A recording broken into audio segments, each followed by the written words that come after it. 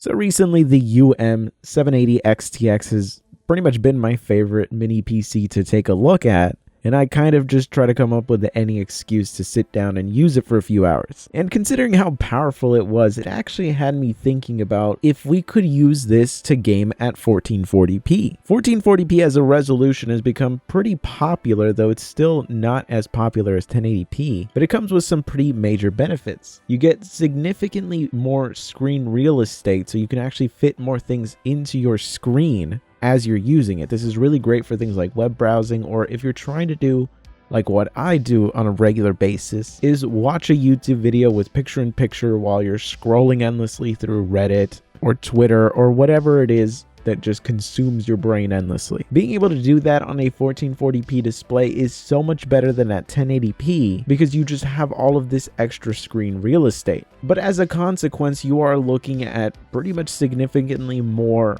performance being needed to play games. So I'm curious how a APU that is this powerful will actually handle playing certain games at 1440p. Now we're only going to take a look at a few games. It was really just out of curiosity that I wanted to make this video. And I do actually plan on using FSR on some of these titles to essentially boost the performance, because I'm suspecting that we're not going to get great performance in a lot of these titles, and FSR might just be what we need to boost things. The benefit of using something like FSR is that at 720p, if we render the game at a native 720p resolution, by doubling that in an upscaler, we're actually getting a perfect scaling for 1440p. Because the same way that 1080p getting doubled in resolution essentially perfectly equals 4K, so upscaling 1080p to 4K looks pretty great. It works pretty much the exact same way with 720p, where 720p doubled is a perfect scaling for 1440p. And what that means is that for every 1 pixel of 720p that you upscale, that actually equals out to 4 1440p pixels. So you don't get any weird fringing on any of the edges of any pixels or anything like that, in the same way that if you were to upscale something like 720p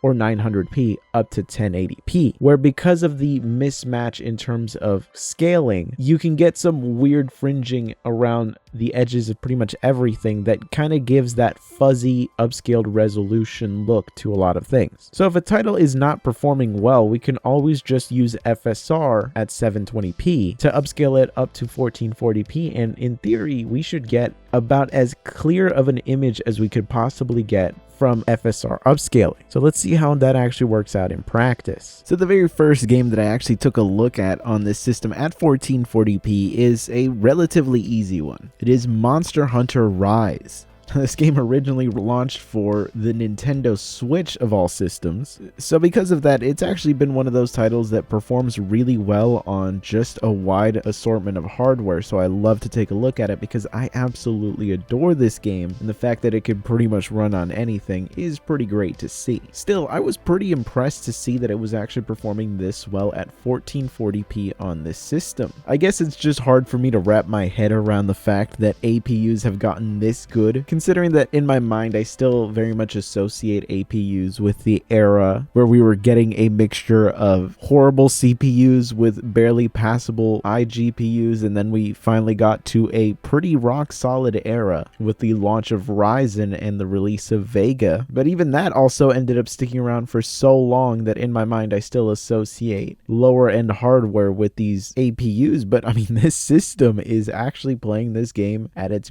maximum graphics settings at 1440p, and it's actually a really great time. I'm just impressed in general to see APUs evolve from something that a decade ago could barely do 720p in these ancient titles to now being able to play at 1440p without having to sacrifice any graphics settings on a title for a franchise that is extremely popular. Now, I decided to also throw another easy one at it with Doom 2016 running on here. This is with the Vulkan API, and it is running at the ultra graphics settings, so in general really fantastic levels of performance. I mean, we are hitting a slightly above 60 FPS average throughout most of the gaming experience, though the 1% lows do drop down a little bit. And at this point I was kind of really impressed and was not really expecting to have to use FSR on a lot of the titles that I was looking to test today. But I did decide to actually use the lossless scaling tool to inject FSR into this game and, run it at 720p and upscale that to 1440p. Because as I mentioned earlier, you do get the perfect scaling. So 1440p essentially being 2x the resolution of 720p means that with the perfect scaling, it actually shouldn't look that bad.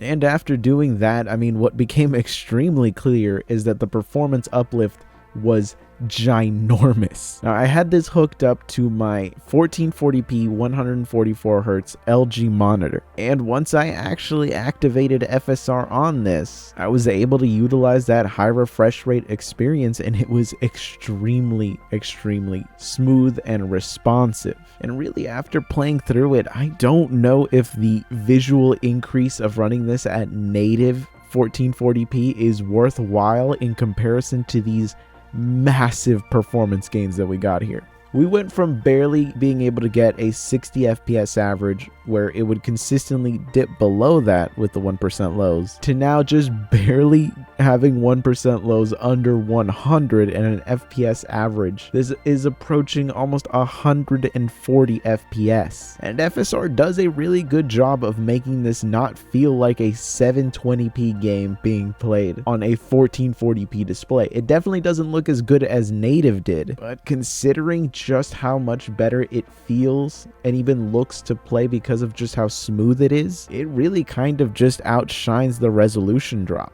Of course, I wasn't just going to throw some easy games at it. Here we have Ghost Recon Wildlands, a title that if you've seen some of my performance testing on other hardware, you've seen that this game, even at its lowest graphics settings, brings down these mini PCs to their knees. This being one of the systems that has performed the absolute best with it. This is running at 1440p with the medium graphics settings, so we actually have effects like shadows and things like that actually enabled. And while the FPS average that we got was at least passable, being above 30, the 1% lows being below that really shows that it's going to be an extremely rough experience. Using FSR to upscale 720p, we end up seeing another massive uplift in terms of performance. We're now going from a barely 30 FPS average, ends up leading to essentially a 60 FPS gaming experience where the 1% lows are extremely close to the FPS average, which means that in general, the experience is going to be a lot more consistent. Now, things like the foliage in this game makes it very apparent that this is a lower resolution being upscaled, but considering the massive increase in playability, FSR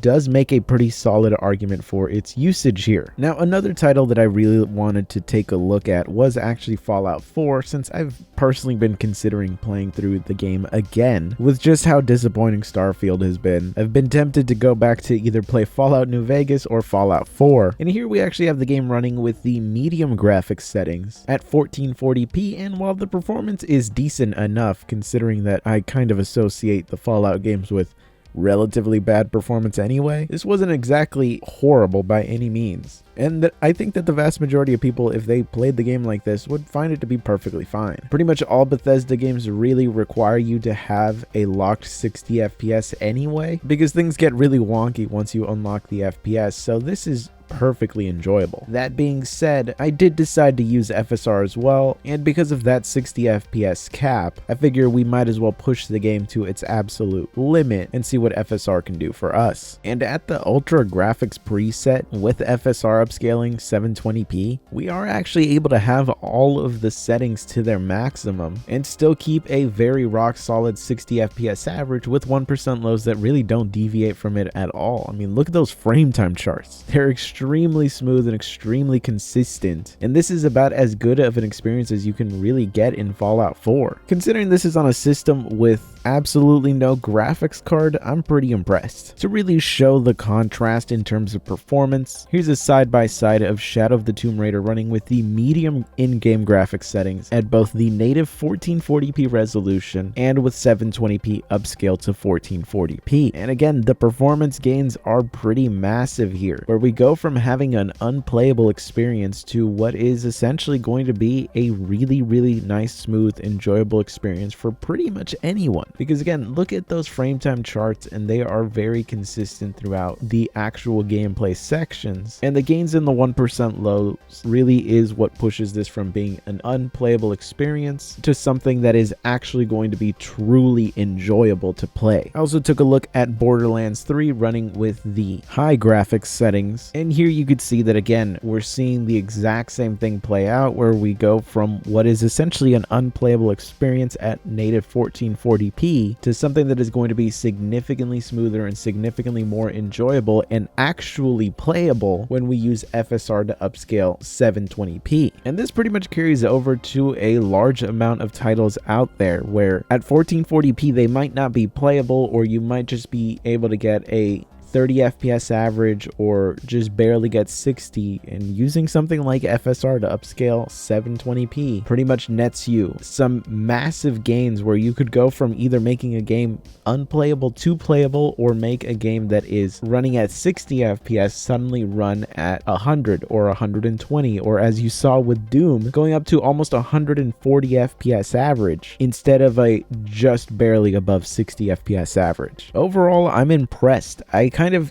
came into this expecting to have to use FSR on every single title and just get them to a range where they were playable, but in a lot of these titles it actually seemed like we got some massive gains on titles that already really performed really well. I didn't use FSR for Monster Hunter Rise because I didn't really feel like it was necessary, but now I'm kind of thinking that if I had used it, then we were going to be looking at another high refresh rate gaming experience there, which would have actually been really nice. Now, I know using FSR is a controversial thing for a lot of people out there. Some people don't like FSR. They think that it ruins the image, and I can completely understand that. But 1440p is a high enough resolution, and 720p is also a high enough resolution that having that get upscaled to essentially a perfect upscale scenario really makes an image that honestly does not look all that bad. It certainly looks better than 720p being upscaled to 1080p, and that's kind of huge because it does mean that for a day-to-day desktop experience you can actually have a 1440p display and get the benefits of that higher resolution and having all that extra screen real estate at the exact same size as like a 1080p monitor. I mean, there's 1080p monitors that are 27 and 31 inches. The pixel density is just way too low on monitors like that, so 1440p is really just fantastic there. And the fact that if you have a mini PC, you don't really need to make a tough call there, since you can just run the games at 720p, upscale them, and get still a really great visual experience, and the gaming experience sees such a massive gain that you'll probably not even complain about the drop in resolution, especially considering how cheap 1440p monitors are nowadays. It's not like it's that crazy of a combo to make. I mean, right now I could pick up a 1440p 31-inch display from Acer refurbished, which if you've ever bought refurbished Acer monitors, you know that those things are pretty much just brand new, but I can get that as an IPS display for $130. Pair that with a mini PC like this, and you can actually have a really rock solid gaming experience for way less than $1,000, and that's actually kind of impressive. But I do want to do a bigger test of 1440p on this system, so tell me some games down below that you want to see tested at 1440p with this system, and I'll catch you guys in the next one.